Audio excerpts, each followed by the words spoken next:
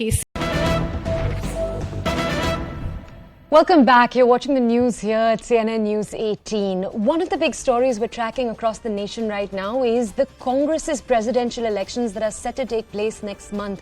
The controversy around the top post, in particular, the possible nomination of the Chief Minister of Rajasthan, Ashok Gehlot, and the drama we saw surrounding that is going to be our point of focus in this next breaking. We believe that the Congress top leadership is mulling disciplinary action against some of the MLAs in Rajasthan for not attending the CLP meet in Jaipur. We also believe that it's possible that a written report will be submitted to Ms. Gandhi, Sonia Gandhi.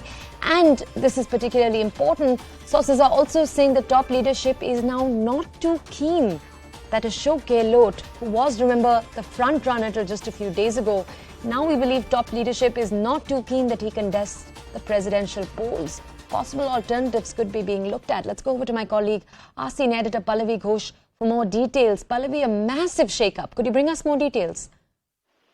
Well, yesterday we saw that meeting which took place between the observers and Sonia Gandhi, and today they're going to officially submit the written report.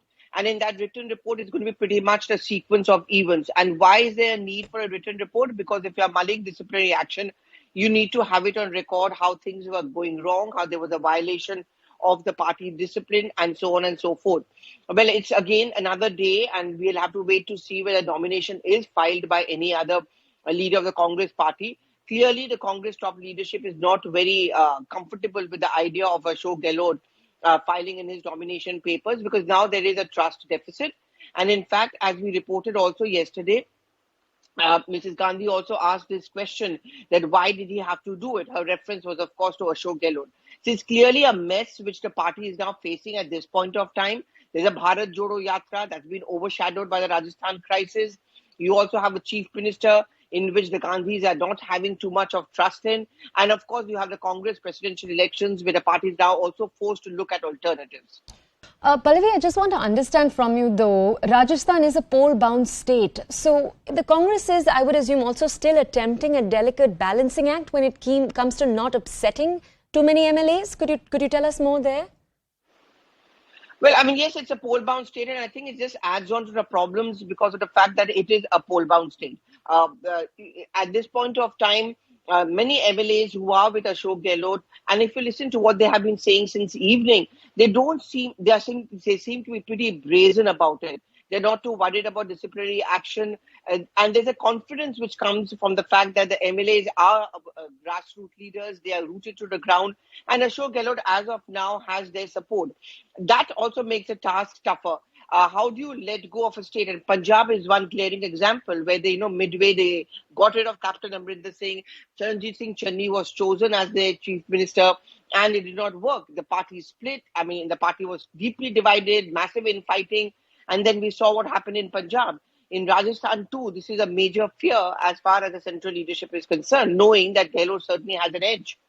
I want to understand from you, Pallavi, you just brought up Punjab's example, and there where you had Captain Amrinder Singh, today we talk about his possible association with the BJP.